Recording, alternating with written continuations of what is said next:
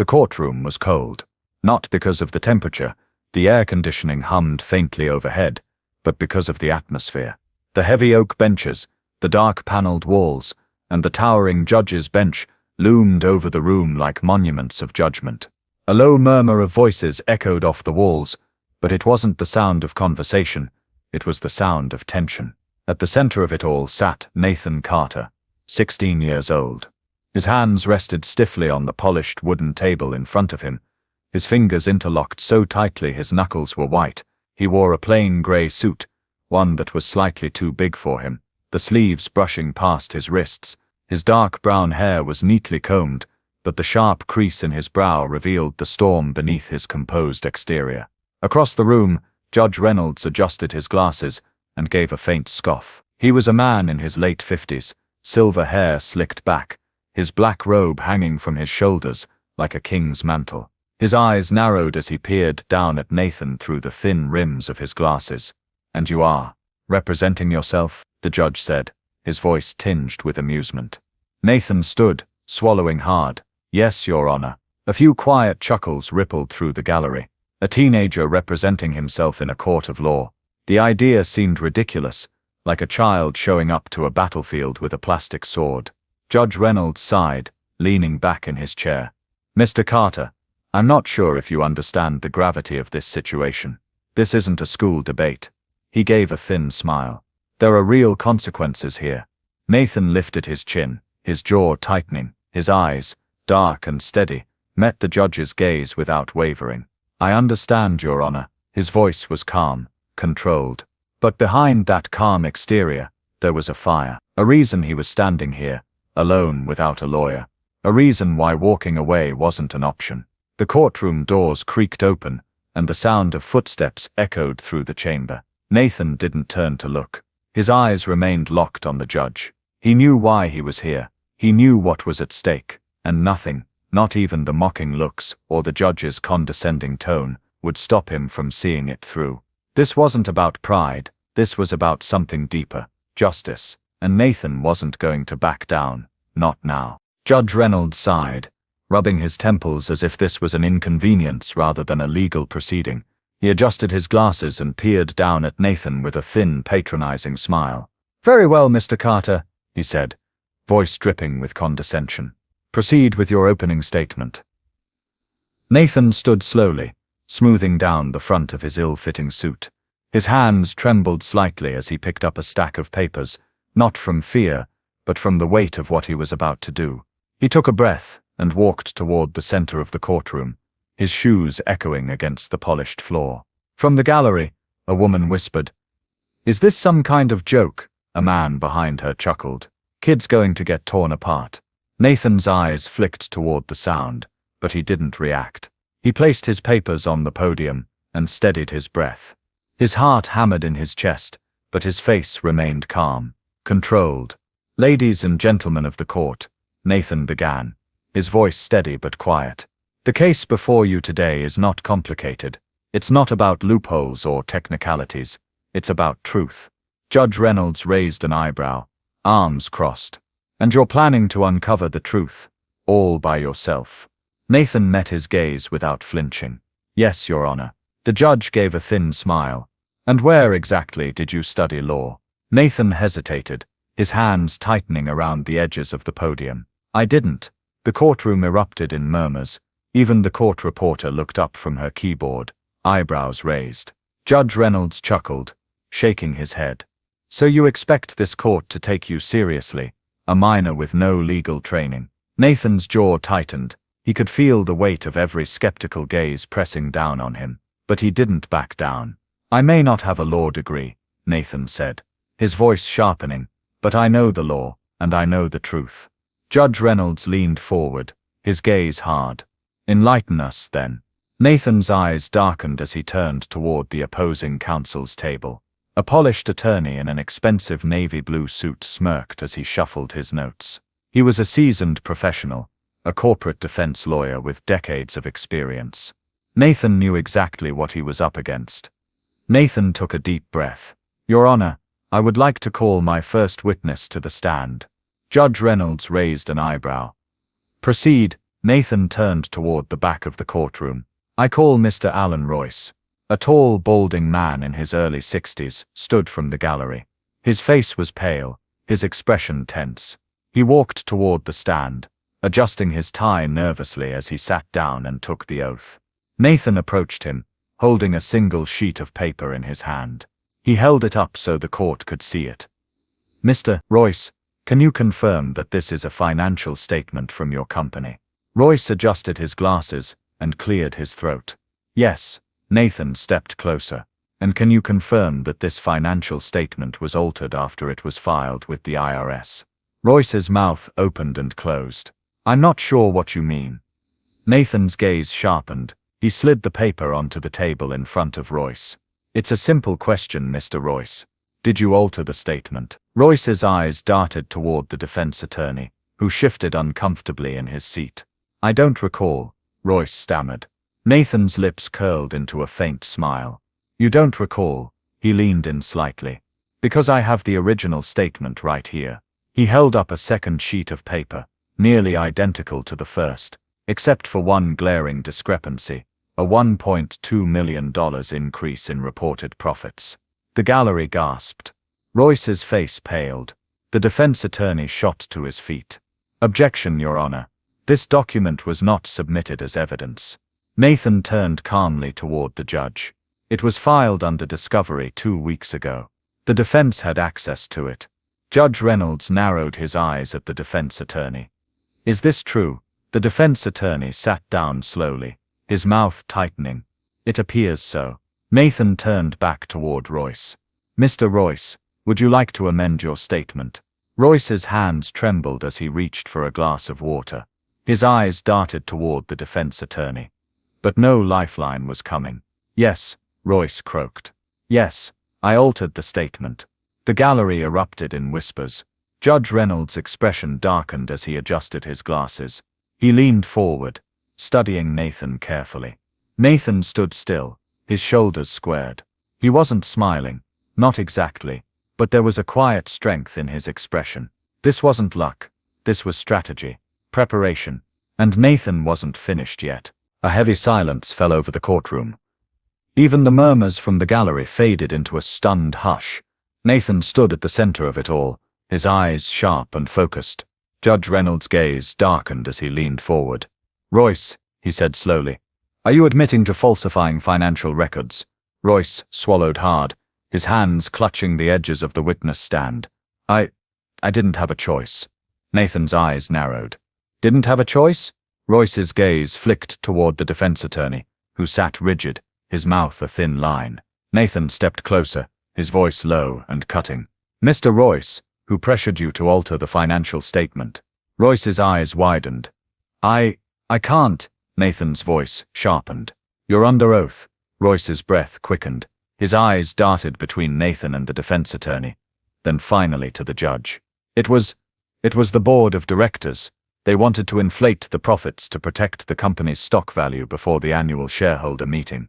Gasps rippled through the courtroom. The defense attorney's face flushed crimson as he shot to his feet. Your Honor, Nathan's voice cut through the noise. Mr. Royce, did the defense attorney know about this? Royce's gaze dropped. His lips parted slightly before he whispered, yes. The gallery exploded in chatter. Judge Reynolds slammed his gavel down. Order. Nathan didn't move. He stood calmly at the podium, his hands resting lightly on the edge. His eyes were steady, focused. Judge Reynolds' gaze hardened as he turned toward the defense attorney.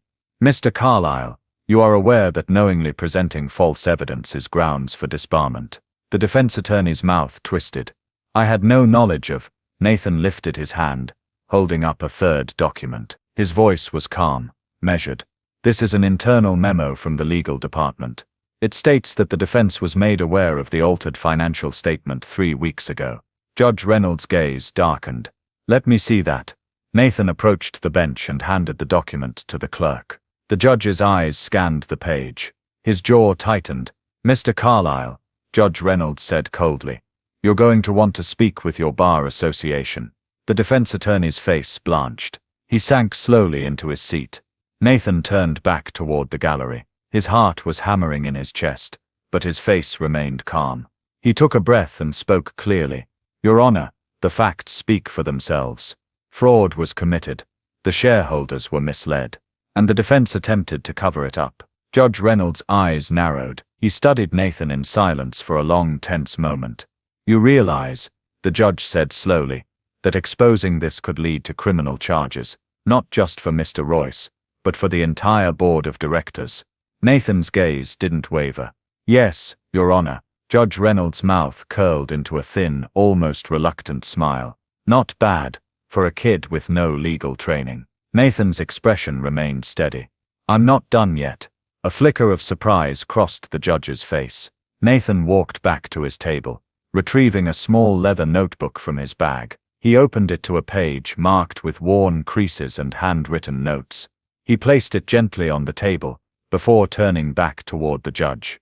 My father, Nathan said quietly, worked for that company for 20 years. He dedicated his life to it. His voice tightened. When the stock value dropped after the fraud was discovered, he lost everything. His pension, his savings, the house.